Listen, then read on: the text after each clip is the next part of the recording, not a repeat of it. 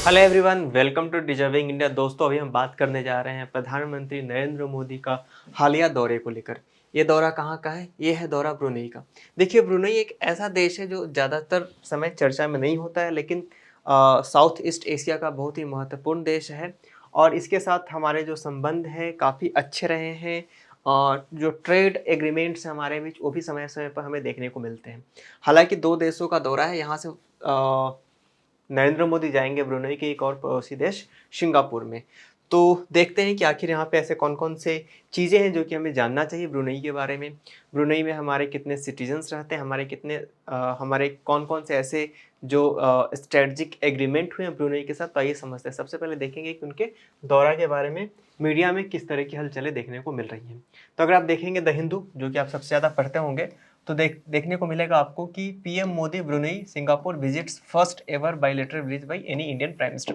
आपको दिखा नहीं होगा क्योंकि आगे की न्यूज़ भी थी। तो बायलैटरल, अगर मैं विजिट की बात करूँ, बायलैटरल का मतलब आपको समझ में आएगा कि द्विपक्षीय, मतलब कि कोई प्रधानमंत्री अगर किसी देश में जा रहा है तो रिस्पेक्टिवली उसी देश का प्रधानमंत्री वापस हमारे देश में आ रहा है, तो इसको हम बोलते हैं बाईलेटरल। तो पहला बाईलेटरल दौरा है किसी भी देश के किसी भी प्रधानमंत्री का भारत को लेकर। वही अगर मैं बात करूं इंडिया टुडे की, तो इंडिया टुडे भी लिख रहा है कि PM ends Brunei trip with focus to enhance bilateral status, leave for Singapore. जैसे कि मैंने आपको बताया कि यहाँ के बाद कहाँ पे निकल गए हैं वो, सिंगापुर के लिए। तो ये मतलब अभी जब मैं वीडियो रिकॉर्ड कर पा रहा हूँ उस वक्त से 5 घंटे पहले की न्यूज़ है, जहाँ पे आपको देखने को मिलेगा कि अब वहाँ से निकल चुके हैं ब्रुनेई से, अब जा रहे हो सिंगापुर में। यहाँ पे आप देखिए, पीएम मोदी मीट्स ब्रुनेई सुल्तान एट लग्जरी पैलेस। तो यहाँ पे बताया गया है पैलेस के बारे में, बहुत ही खूबसूरत पैलेस में उनकी मुलाकात हुई। अभी से 3 घंटे पहले की खबर है। अगर मैं जी न्यूज़ की बात करूँ तो आपको देखने को मिलेगा कि PM Modi arrives in Singapore for 2 days visit after productive Brunei trip. तो ब्रुनेई का जो दौरा था उनका, विजिट था, उसके बाद से वो निकलकर कहाँ आ जाते हैं, सिंगापुर के लिए निकल जाते हैं। ये हिंदुस्तान टाइम्स का पुराना न्यूज़ अपडेट है 18 आवर्स पहले का, तो अभी एक खास मायने नहीं रखता है आपके लिए। आपको बस इतना जानना ज़्यादा जरूरी है कि नरेंद्र मोदी जी जो है ब्रुनेई के दौरे पे हैं। चलिए अभी हम देखेंगे, ये हेडलाइंस हैं जो कि ज़्यादातर न्यूज़ में कवर किया गया है कि PM Modi related after meeting Sultan of Brunei will further expand ties. तो जितने भी हमारे उनके साथ जो संबंध है उस प्रगाढ़ता को हम बढ़ाएंगे और अलग अलग जितने भी इम्पोर्टेंस हो सकते हैं, जितनी भी चीज़ें हो सकती है, वहाँ पे हम क्या कर सकते हैं, अपने इंगेजमेंट को बढ़ाएंगे। अगर देखा जाए तो अराउंड 14,000 14,000 इंडियंस जो है वो रिसाइड, मतलब वहाँ पे रह रहे हैं। कहाँ पे? ब्रुनेई में, which is also major oil producer in the South East Asia. South East Asia में अगर आपको देखने को मिलेगा तो सबसे one of the major oil producer country में से एक है ब्रुनेई। ब्रुनेई का पॉपुलेशन और इंडियन डायस्पोरा के बारे में हम थोड़ा बहुत जानेंगे इस वाले स्लाइड में।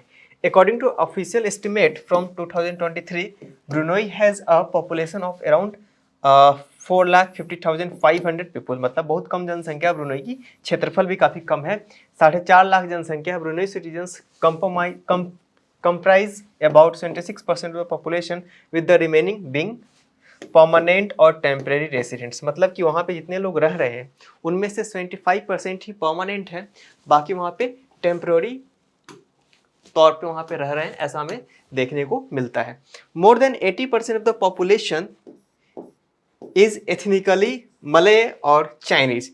तो या तो मलय पनिनसुला के वो लोग हैं। मलय का क्या मतलब होता है? मलेशिया, जो कि एक कंट्री है।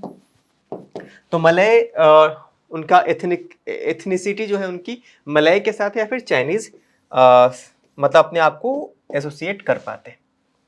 अगर आगे चले नेक्स्ट स्लाइड में हम देखें तो हमको देखने को मिलेगा कि स्ट्रेटजिक इंपॉर्टेंस ऑफ ब्रुनेई। आखिर ब्रुनेई की इतनी स्ट्रेटजिक इंपॉर्टेंस क्या है, क्यों हम इसके बारे में इतनी ज़्यादा बात कर रहे हैं? तो देखिए, Brunei is a part of India's act East policy. आप इसको डायरेक्ट लिंक कर सकते हैं अपने मेंस के जीएस पेपर 2 का आंसर राइटिंग के साथ।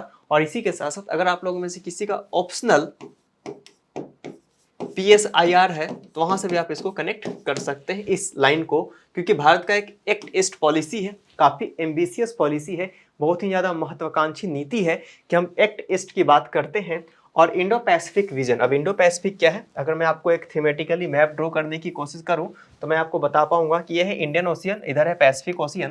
तो आपको एक बात समझ में आएगा कि जो चाइना को काउंटर करने के लिए जो क्वाड कंट्री है, क्वाड में कौन कौन से देश हैं?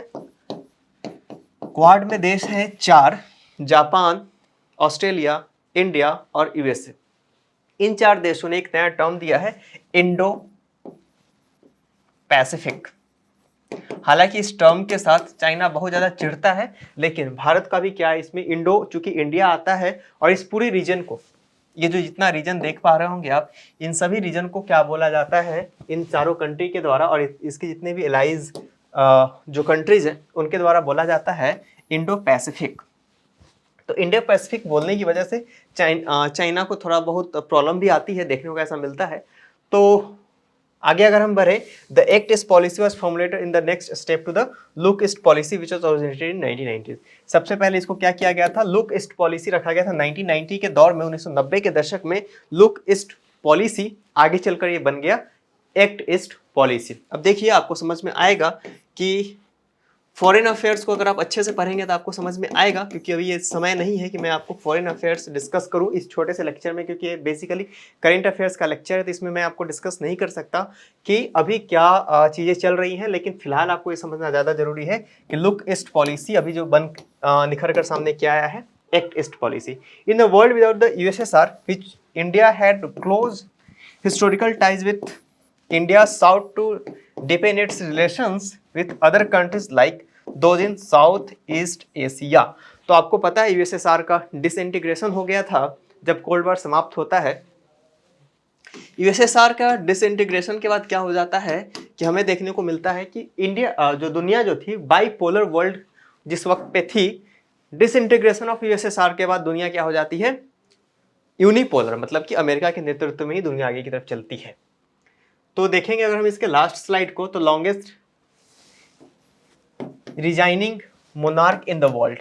तो अभी अगर देखें जो ब्रुनेई के जो सुल्तान हैं वो सबसे ज़्यादा समय तक रहने वाले जो सुल्तान हैं वो देखने को मिलेगा। Between the 14th and 16th century Brunei Darussalam was the seat of a powerful sultan. तो उनके अंदर में काम कर रहा था। यद्यपि the current sultan represents one of the oldest continuously ruling dynasties in the world. दुनिया में मतलब लगभग 400-600 सालों के साथ वो रूल कर रहे हैं। तो एकमात्र ऐसे डायनेस्टी हैं जो कि इतने दिनों तक रूल करने वाले हैं। मैं ब्रुनेई के जो उनका इंटरनल जो अफेयर्स है उसके बारे में आपसे बात कर रहा हूँ। Brunei sultan Haji Hassanal Bolkiah was crowned as the 29th Sultan of the Brunei on August 1968, making him the longest resigning monarch in the world at present.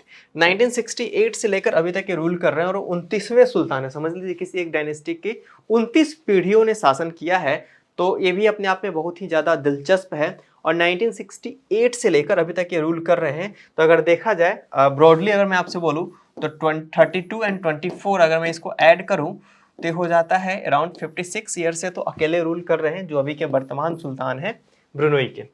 तो ये पूरा लेक्चर था जिसमें हम लोगों ने समझने की कोशिश की प्रधानमंत्री के विजिट की जो कि ब्रुनेई में था। उसके बाद वो चले जाएंगे सिंगापुर।